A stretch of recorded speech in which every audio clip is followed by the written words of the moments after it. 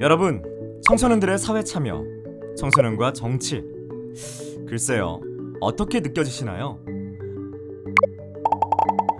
무슨 소리야? 학생들의 본분은 공부지. 아직 너무 어린 거 아니야? 이렇게 걱정하시는 분들이 주변에 많지 않나요? 그런데 말입니다. 사실 정치라는 건 어떤 특정한 이념을 실현하는 행위가 아니라 바로 우리의 생활 속에서 일어나는 문제를 해결하기 위한 활동입니다. 사회 혹은 집단이 어떤 결정을 내리거나 의견이 대립할 때 타협안을 찾는 과정 모두가 정치라고 할 수 있죠. 사회에서 합의된 결정은 그 속에 있는 모두에게 영향을 미치기 때문에 자신의 의견을 내는 활동은 매우 중요합니다. 그런 점에서 정치는 아이 어른 할 것 없이 세상을 살아가는 모두와 관련이 있습니다. 그래서인가요? 최근 우리 사회에 대한 청소년들의 목소리가 부쩍 커지고 있습니다. 특히 만 18세 청소년의 선거권이 부여되면서 사회에서 청소년들을 바라보는 시선 또한 달라지고 있죠. 이미 해외에서는 청소년들의 사회 참여를 무척이나 진지하게 받아들이고 있습니다. 스웨덴의 청소년 환경운동가 그레타 툰베리와 미국 대통령 트럼프의 눈빛 한판 승부 모두들 아시죠?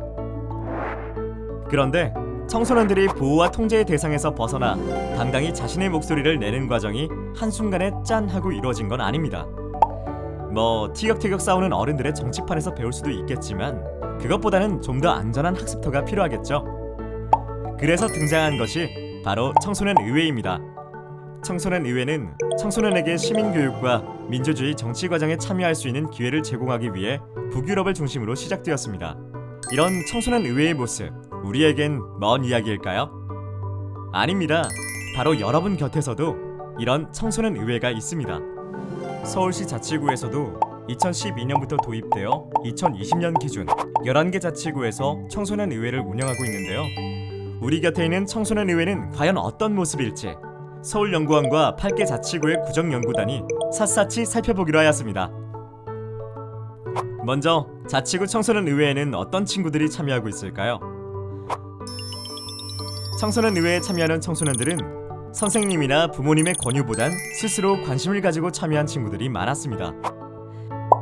개인적인 성장을 위해 또는 자신이 살고 있는 지역사회의 문제를 친구들과 함께 해결하고 싶은 마음으로 참여했다고 하네요.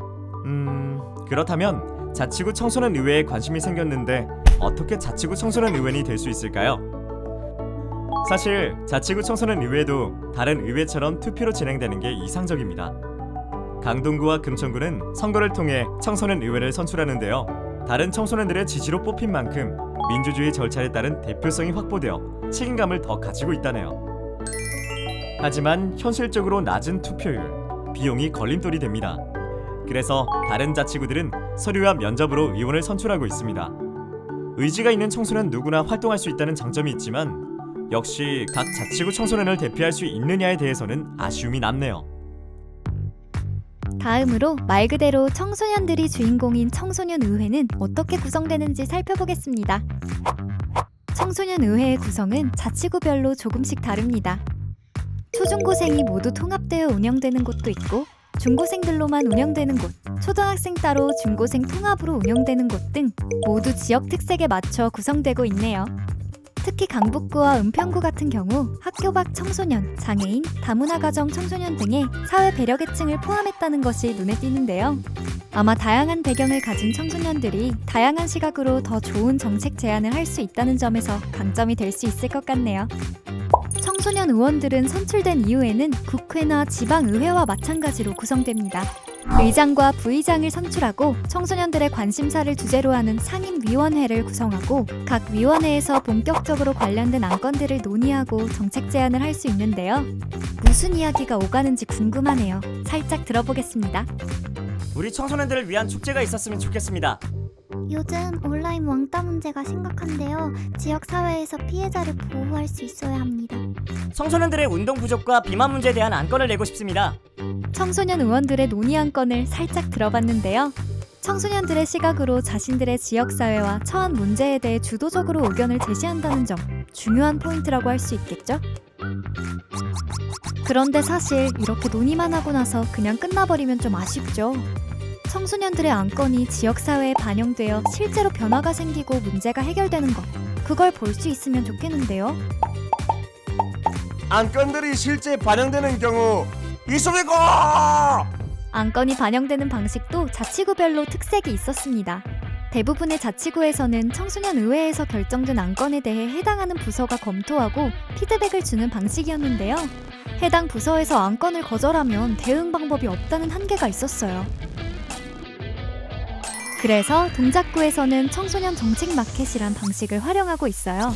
이름 그대로 청소년 의원들이 발굴한 정책을 정책 결정자에게 어필하여 판매하는 방식입니다. 이 과정을 통해 선정된 정책 제안에 대해선 협약을 체결하고 드디어 정책화될 수 있는 거죠. 자치구 청소년의회가 제안하여 정책으로 실현된 사례를 잠깐 살펴볼까요? 동작구에서는 청소년의회 제안으로 경사가 가파른 언덕에 미끄럼 방지 난간 및 계단이 설치되었습니다. 강북구에서는 청소년의회 제안에 따라 2020년 청소년이 생각하는 청소년 인권을 주제로 UGC 공모전을 개최하였습니다. 어떤가요? 어른들의 시각이 아닌 청소년의 시각으로 청소년의 문제를 해결했다는 점에서 청소년의회가 갖는 고유한 가치가 있죠. 그럼 자치구 청소년의회의 활동에 실제 참여했던 친구들의 생각은 어떨까요? 의원으로 참가했던 친구들은 자치구 청소년의회 활동 중 어려웠던 점으로 주로 학업으로 인한 시간이 부족, 활동 관련 정보 부족, 그리고 의견 반영이 안 되었다는 점을 아쉬워했고요.